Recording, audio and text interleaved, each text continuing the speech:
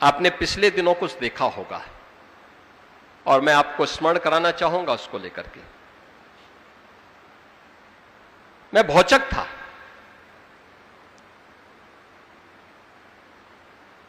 कुछ मौलवी ज्ञापन देने के लिए जगह जगह आ रहे थे, तो उसमें से एक, चाहे वह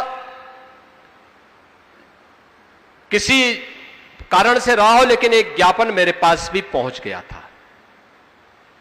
उसमें था कि गाय को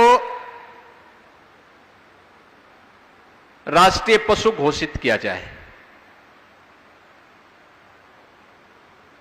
क्योंकि बहुत सारी यात्राएं निकलने लग गई हैं।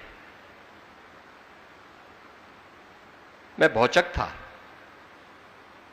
मैंने कहा भी पशु तो ये ज्ञापन देने वाला व्यक्ति है, उसकी बुद्धि पशुवत है। अरे गाय हमारी माता है, जन्म जन्म का नाता है। गाय हमारी माता है, वह सनातन धर्म की माता है। गाओ विश्वस्य मातरः, उसको भारत की धरोहर के रूप में हमें सजोना चाहिए। अपने घरों में गौपालन का काम करना चाहिए, और हम लोग तो कर रहे हैं। मैं अपने आश्रम में भी करता हूं, और मुख्यमंत्री के रूप में 16 लाख गायों का देखभाल करके गौशालाओं का संरक्षण, गौशालाओं के माध्यम से उनका संरक्षण करवा रहा हूं। हम लोग तो इसका काम कर रहे हैं। तो मैंने उन मौलवियों में से कुछ को फोन किया। मैंने कहा भी मुझे एक बात बताओ, ये तो हमारी सनातन धर्म की धरोहर है, भारत की धरोहर है, आपने पशु क्यों कहा? और यही पशु शब्द मैं तुम्हारे लिए उपयोग करूं, तुम्हें कैसा लगेगा? कहा साहब गलती हो गई। मैंने कहा ये गलती या शरारत?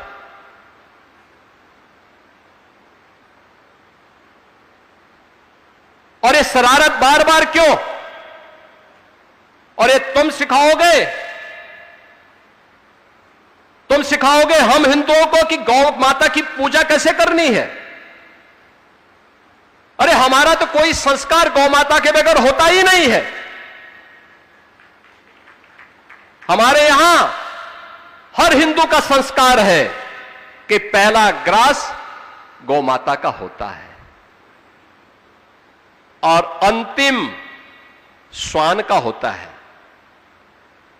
चींटी भी निकल जाए तो उसको झाड़ू से नहीं, चीनी और आटा डाल करके उसको भी, उसके सामने भी उसका हार अर्पित किया जाता है, क्योंकि उसका भी अधिकार है। तो मैंने कहा तुम सिखाओगे हमें इसके बारे में, कैसे होना है पूजा, और उसको हम किस रूप में पूजें? ये उपदेश अपने कौम के अंदर देते, गौ तस्करी और गौ हत्या करना बंद कर देते, तो कम से कम हमारी जो पुलिस वहां लगी है उसको हम कुछ दूसरी जगह लगा देते।